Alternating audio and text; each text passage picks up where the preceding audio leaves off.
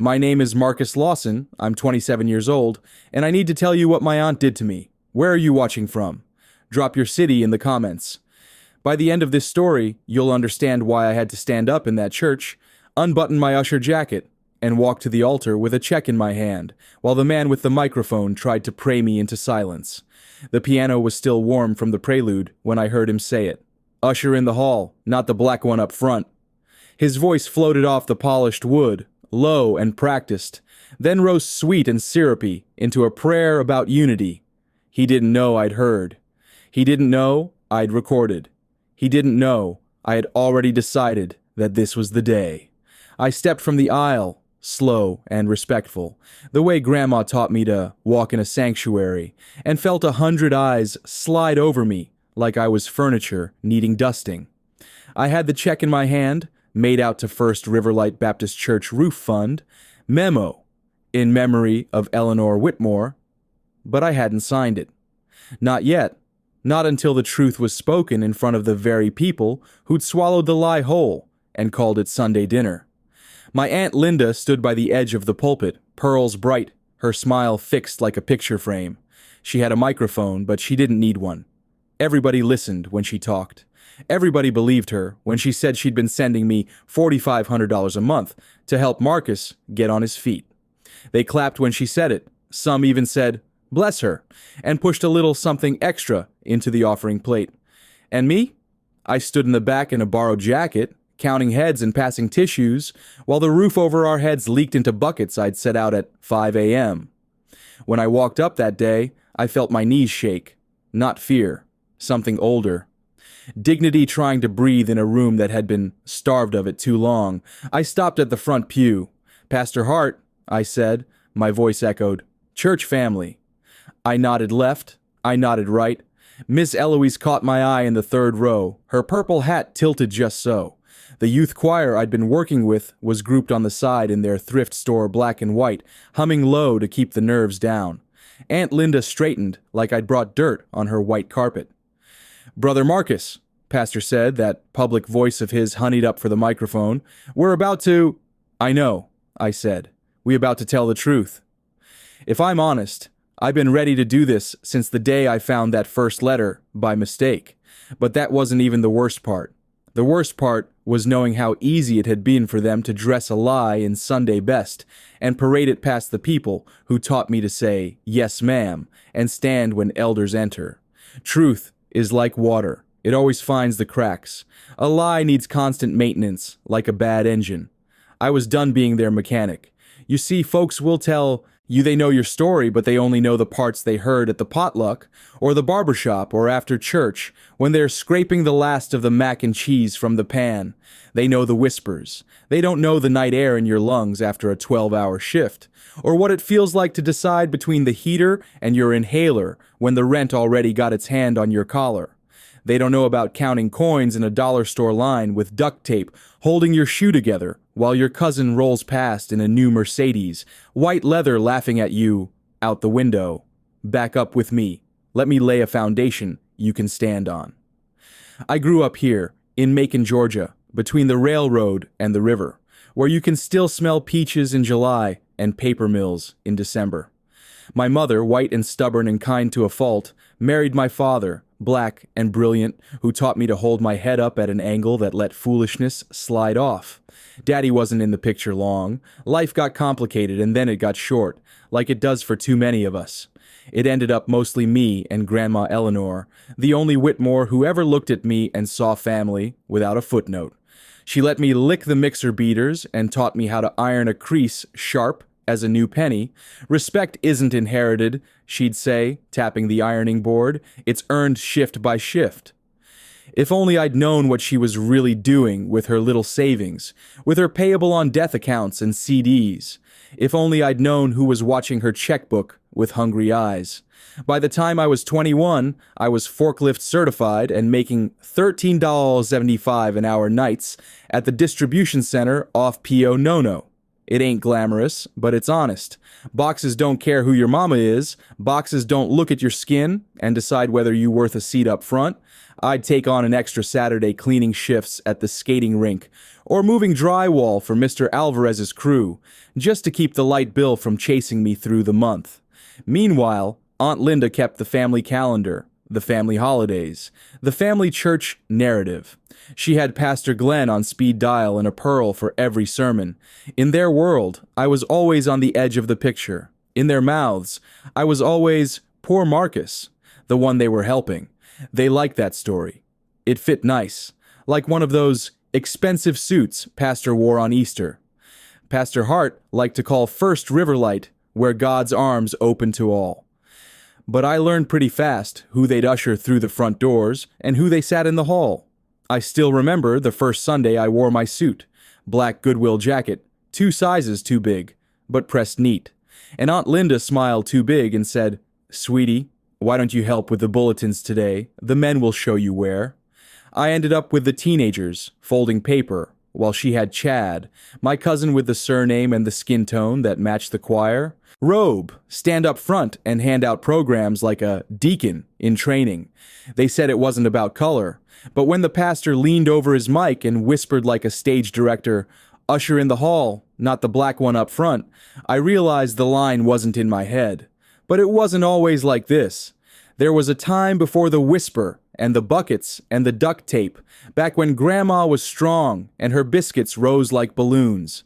We would sit at her little table and split a peach, 2 spoons, and she'd say, "Marcus, what's yours is yours, and what's fair is fair." We didn't have much, big news, but we had dignity, and I believed, naive as it sounds, that if something ever happened to her, the family would keep that promise. Family is supposed to hold you up, I told myself. Family is supposed to pass the plate without keeping your meal. Family is supposed to. The first crack came the winter after my mother's funeral. I had a busted Android phone in a shoebox with old receipts, one of those pay-as-you-go things with a spiderweb crack across the glass. I kept it because the camera still worked. I didn't plan on keeping the voicemails. God must have planned that. One morning, the mailman slid a fat envelope under my door by mistake. The address was Aunt Linda's, but my name was on the letter inside. Social Security Administration. Change of payee for minor beneficiary, Marcus Lawson. I sat right on the floor and read it twice. According to their records, my survivor benefits had been paid to my aunt for his care when I was 17, 18. But I never saw more than 5 crisp 20s on my birthdays and a pat on the back. They said they sent me $3,000 a month one year, $3,500 the next. The paper I found next changed everything. It was a photocopy with a note clipped in Aunt Linda's tight script, just in case he asks. It was a support schedule, neat and tidy, listing deposits for Marcus, ranging from $4,000 to $8,000.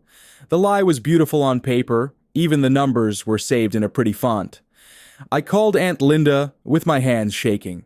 I pressed record on the cracked phone. "Auntie, what is this?" I asked. She sighed loud, the kind of sigh that says, "You're already wrong." "Baby, you're getting confused again," she said. "We handled all that for you. Those funds went to your upkeep, your clothes, your transportation." I looked down at my shoes, the soles talking. "I buy my own work boots," I wanted to say. "I take the bus." But my throat closed up. "You should be grateful for what you have," she added. And then, like a spoonful of sugar to make the poison go down, "We're family, Marcus. No one will believe you over me if you start spinning tales." That was the first time she said it out loud. "No one will believe you over me."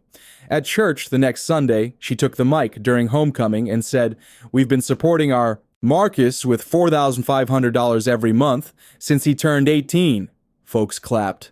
Somebody even shouted, "Amen." I stood at the back with the bulletins. Ms. Eloise looked at me with that look that says, "I'm listening," but most eyes slid right past. Later, at the fellowship hall line, a deaconess patted my shoulder. "Be grateful, son. They've been good to you." The mac and cheese weighed like a brick in my stomach. I smiled and said, "Yes, ma'am, because respect is free, even when the truth costs you more than you got." I went home, lined up my medicine bottles. albuterol inhaler needing a refill, ibuprofen for the knee I'd twisted in a pallet spill, a blood pressure pill the doctor said I ought to start, and counted out bus fare into a little jar. I pulled out that cracked phone and started saving everything: calls, texts, bank slips, anything that had my name on it, I kept. That's when I knew I had to protect myself. The next piece of the puzzle slid into place when I met attorney Kia at Legal Aid of Middle Georgia. I'd gone there to ask a dumb question, or what I thought was dumb. How do you prove you didn't get money someone says they gave you? She didn't laugh. She looked at my stack of papers and said, "You prove where your money did go." She taught me how to request statements, how to write a letter that makes a bank answer, how to pull a probate file. We sat in a little office with humming lights while she drew a family tree on a legal pad. "Executor?" she asked. "Aunt Linda," I said. She circled the name. "Witnesses on the will?" "Pastor signed one of the things," I said, remembering his neat signature next to a date that felt wrong in my gut. "We'll get the file," she said, and then she looked me straight in the face. "Mr. Lawson, I've seen what they do to you. You don't deserve this treatment. I'll testify if you need me." We started small, a canceled check from Aunt Linda, Christmas 2 years back. In the memo she wrote, "Rent," and on Facebook that week she posted, "So happy to spoil our Marcus with $3,000 for Christmas." The check was for $75. The bank stamp blinked from the bottom like it had its own conscience. Receipts told on people if you let them. Another check, groceries, bounced. The bank had stamped it with that red NSF, and I remember the sting of returning a card at the Piggly Wiggly because my card declined off a deposit that never came. The check bounced. I said it out loud to no one and everybody. I saved the slip. Then came the texts. "Seat him in the hall, not up front," Aunt Linda texted the church treasurer. I only had it because the treasurer accidentally added me to a group message about the Ushers, and she didn't realize her side comments were going to the whole thread. Pastor texted Aunt, "We'll announce our support again Sunday. It's good optics." Optics. Like my life was a glossy photo you could crop. I took screenshots. The paper trail widened. The forgery was sitting right there in the probate file like a snake in tall grass. A codicil to Grandma's will, it said, shifting a payable on death CD from me to Aunt Linda to manage for Marcus. The signature on it looked like someone trying on Grandma's hand, but it didn't fit. The date. The date was the day Grandma was in ICU with tubes and monitors, and a nurse named Reggie from third shift who remembered me because I came every night with a Bible and peanut butter crackers. When attorney Kia put that paper next to Grandma's old voter registration cards and her mortgage, we could all see it was wrong. "Handwriting analysis won't be free," she warned, and I shook out my jar of quarters and dimes in my head. And then Reggie, that same nurse, now my coworker at the warehouse, said, "I got you. I'll cover it. They don't do our elders like that." Every 2 steps I took toward daylight, somebody tried to switch off the lamp. I asked Aunt Linda to meet me at her house one Sunday after church. The china cabinet gleamed. The air smelled like brisket and store-bought mac they'd warmed in a glass dish to make it look homemade. Cousin Chad sat straight-backed, watch glinting, car keys on the table, like he was just itching to leave in that Mercedes of his. I brought a manila folder. I laid out bank statements from Grandma's pod account showing $62,800 moved into Aunt's personal account the morning after the funeral. I placed the Social Security letter that said, "For minor beneficiary," next to deposits to Aunt's account, with my name typed on the memo line like a joke. I slid the bounced check across the table, gentle. "I just want what's fair," I said. "I want my name where Grandma said my name should be. Why would you do this to your own nephew?"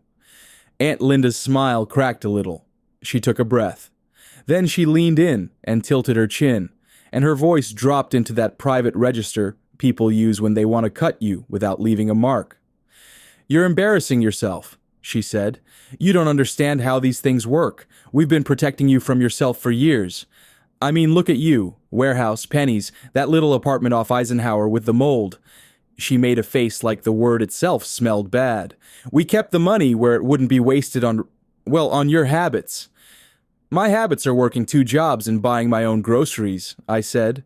Chad snorted. "No one will believe you over us." he said. You sound ungrateful. Pastor, who I hadn't even noticed come in, was standing by the doorway, hands clasped like a picture in a church brochure. Son, he said, you need to be careful. Slander can get you in trouble. He slipped his phone out.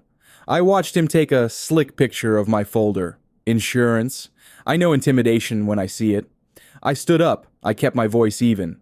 They said, I was confused, I told myself, but I remembered everything. On my way out, I saw Aunt Linda's purse on the chair, a Louis Vuitton peeking at me like a joke I wasn't supposed to get. That night I went home, sat on my bed, the thrift store frame creaking, and lined up my pills next to a half loaf of bread. The heater was loud and not very effective. I sat in the dark because the bulb in the ceiling had popped, and I was stretching my last $4 until Friday. My knee hurt. The inhaler wheezed when I shook it.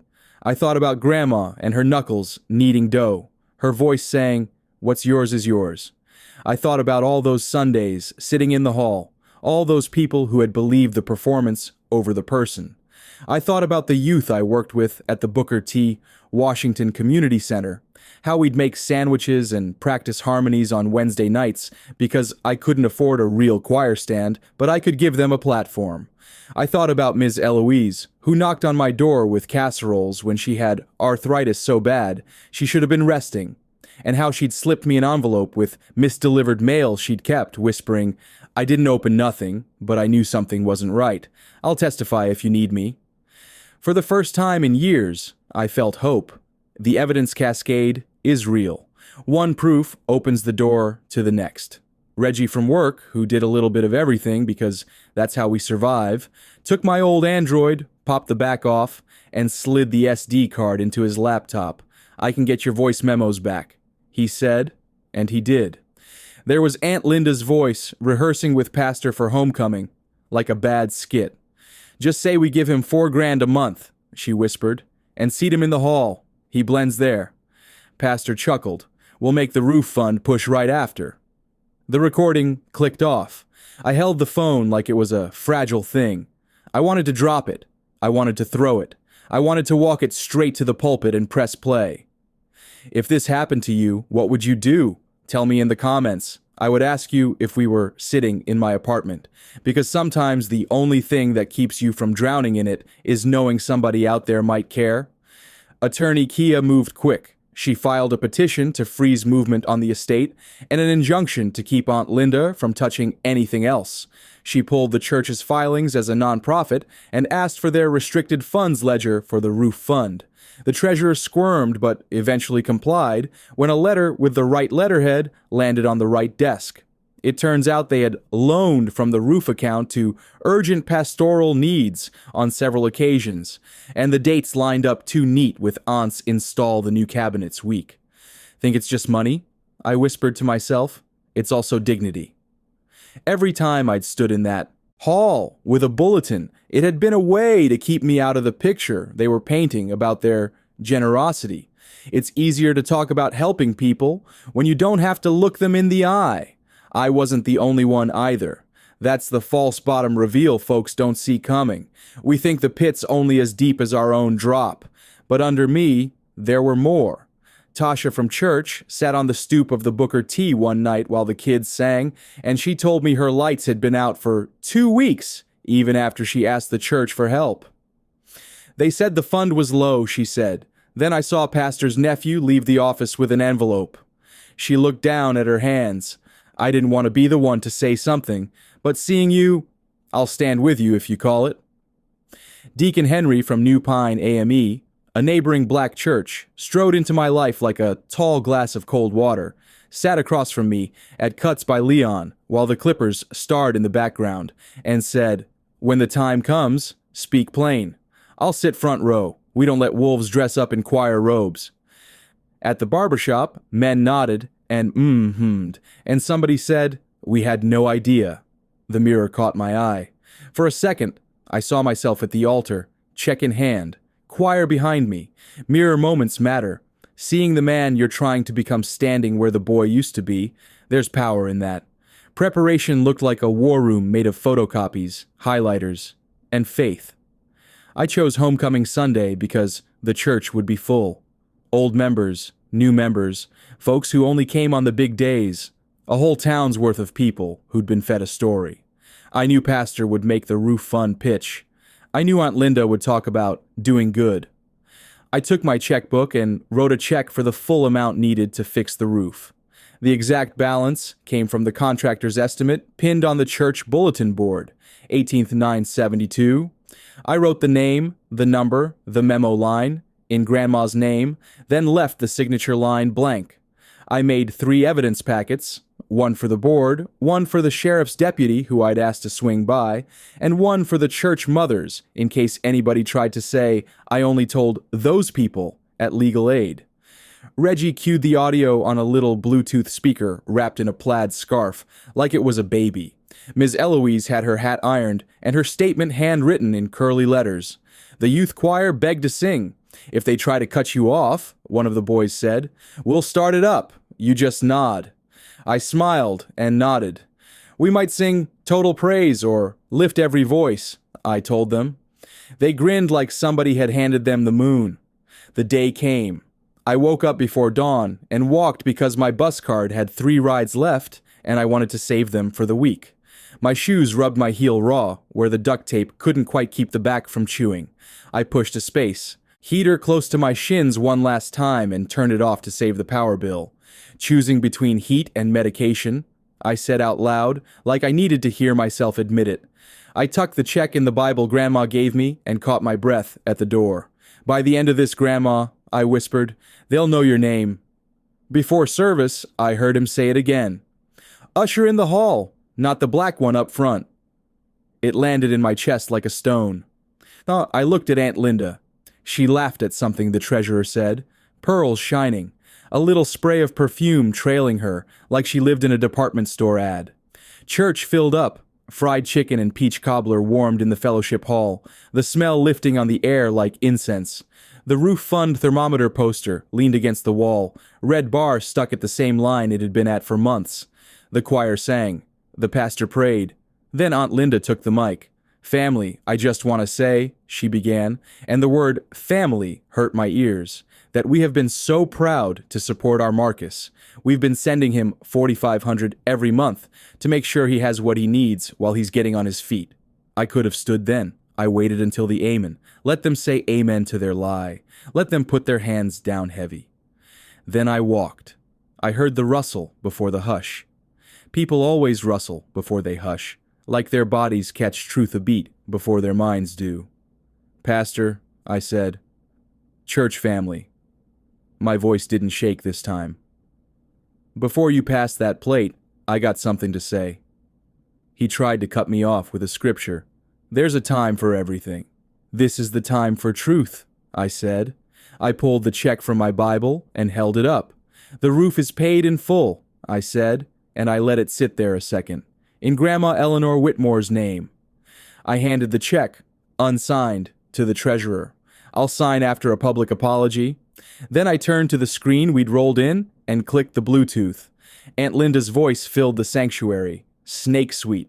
Just say we give him $4,000 a month. Pastor's chuckle slithered across the pews.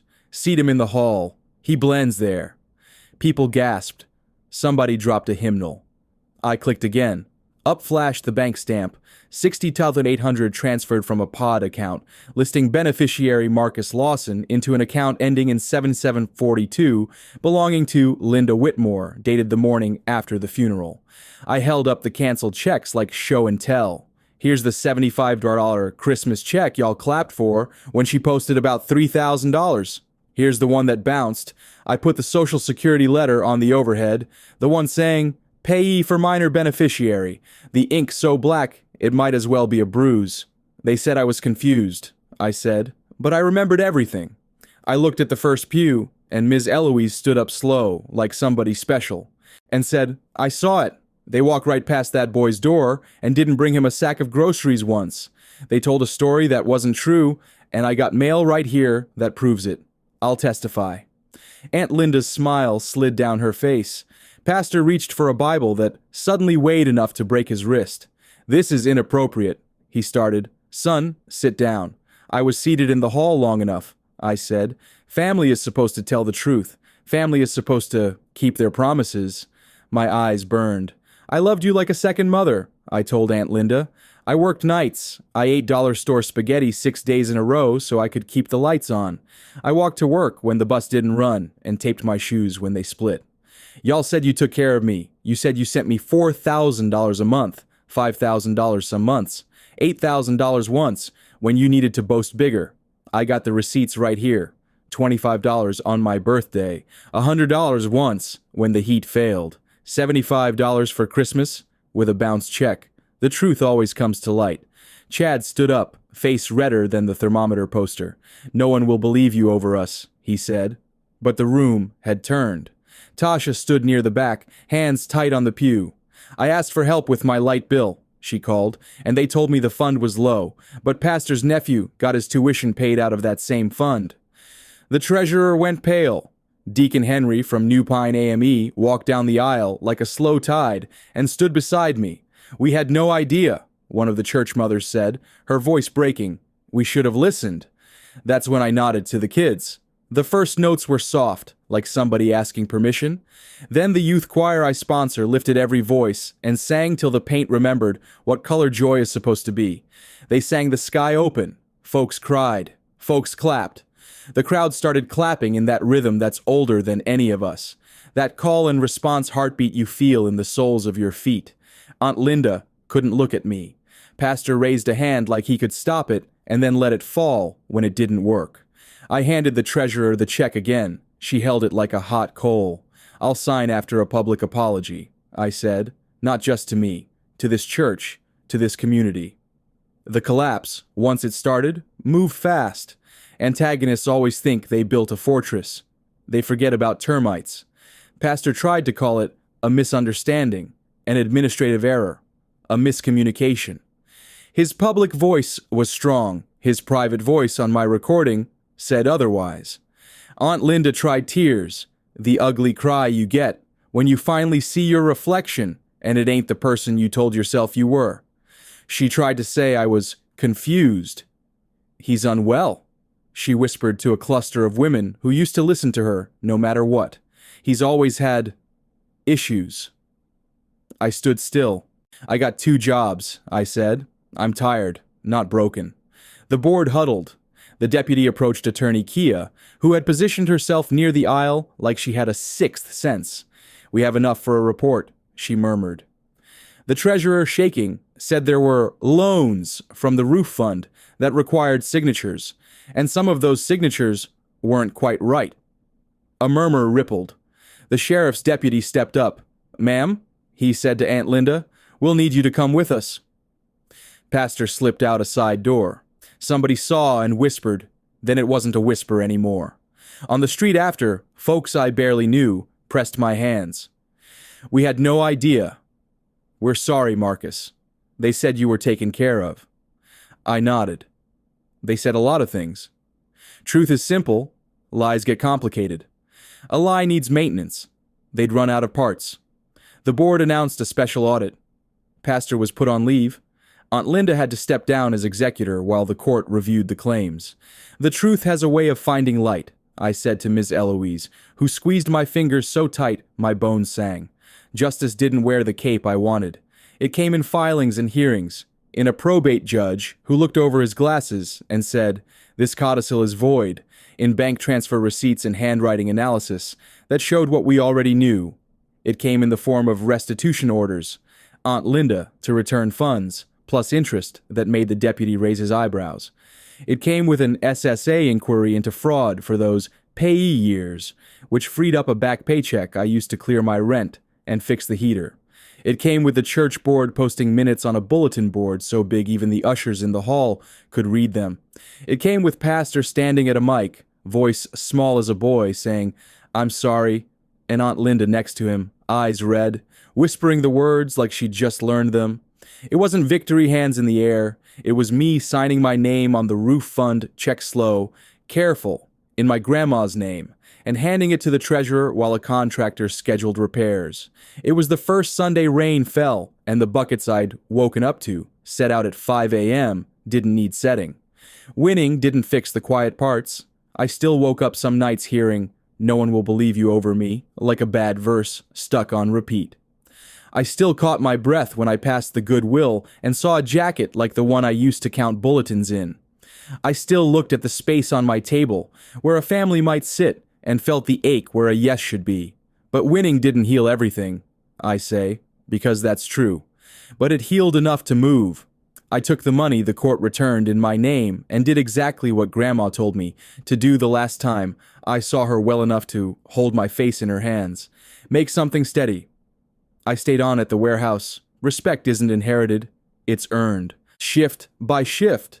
Then enrolled in an HVAC program at Central Georgia Tech at night. Heat and air in this climate, that's a trade that feeds you.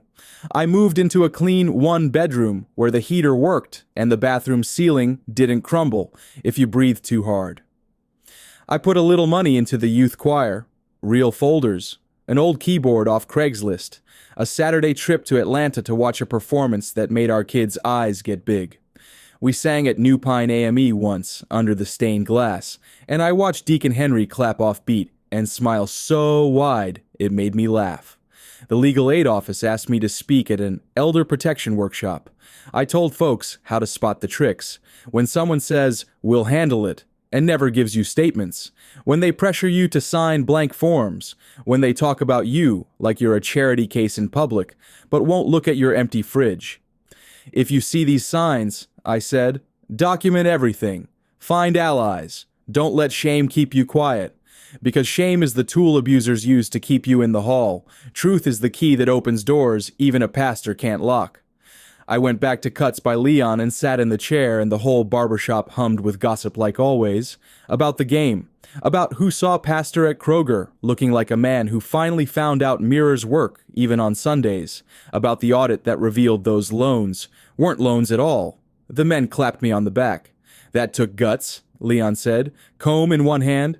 "It took Grandma," I said. "I just did what she taught me." He nodded. "Family is supposed to." He started, and then he stopped and smiled. "Family is who shows up." He was right. Aunt Linda stopped calling.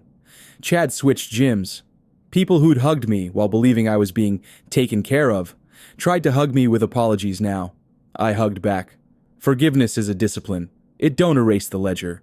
It keeps the debt from owning you. Church changed for me. I found my way to New Pine AME some Sundays, where the ushers put me wherever my legs wanted to land, and the first time I stood to give a testimony, my voice stuck, then found itself. I also went back to First Riverlight, because there's something about standing on your own ground that matters. I sat where I wanted, sometimes in the front, sometimes in the hall on purpose, to remember how far you can travel without moving. The roof didn't leak. The board posted the ledger, and folks asked questions out loud. Tasha got a check when she needed it and didn't have to trade her dignity at the door to get it. The youth choir sang "Total Praise," and I saw eyes wet with the right kind of tears. I kept the tape of pastors whispering sin, not to punish him anymore, but to remind myself that sometimes love wears a white collar and still needs accountability. Racism hides in optics and tradition in "we know best," and it's not about color, and family matters. It hides in seating charts and mic schedules and who gets called son and who gets called boy. It hides in a white aunt putting a black nephew in a story where she's the hero and he's the grateful recipient of charity he never saw. It hides in a church that loves the idea of diversity in the brochure, but tells the black one to usher in the hall. Is it violent? It is when it steals your inheritance and your name and your place in your own grandmother's pew. It is when it tells you you're confused till you think your own memory is lying. Where are you watching from right now? Put your city in the comments. Has family ever betrayed you like this? What would you have done? I ask, because testimony ain't just for me. It's for anybody who's been told to hush when the truth was beating like a drum in their chest. It's for anybody who counts coins for bus fare and feels a wave of shame like they did something wrong besides being poor. It's for anybody who feels the heat turn off in the middle of January because the light bill came due the same week your inhaler did. Choosing between heat and medication ain't a moral failing. It's a trap someone set. And sometimes that someone got your last name. I keep Grandma's Bible on my table. Inside, the check stub from the roof fund is tucked in the Psalms. The ink faded just enough to look like it was always there. When it rains now, I sit by my window, and sometimes I lift my face and let a drop hit my skin if I'm on the porch. None of that money brought her back. None of that truth gave me a mama to call when the world gets heavy. Winning in court didn't make the empty chair at my table disappear, but it carved out a place for honesty. It taught some folks that your story doesn't need their narration. It made room for the kids in my choir to stand right up front and sing like the best thing God ever made. It made me a son who stood up for his grandmother when she couldn't stand up for herself. It made me the kind of man I'd like to shake hands with. I'll leave you with this. If you see elders being rushed to sign papers they don't read, stop it. If somebody says, "We'll handle it," ask for statements. If the benevolence fund is always full for the family and empty for the community, say something. If you're told to be grateful, but you know in your bones that gratitude don't come with silence, don't let them shame your story into the hall. The worst part of my story wasn't the money. It was the way they tried to steal my name and my seat and my dignity. So I took it back the only way I knew how. I stood up and told the truth, right where the lie had been living. Share this story. Someone needs to hear it. Comment below if you've seen this happen. Hit the notification bell so you don't miss the next story. And subscribe for more stories of truth over lies. Like, share, comment, and subscribe to help this reach someone who needs it. Where are you watching from? Drop your city and pass it on.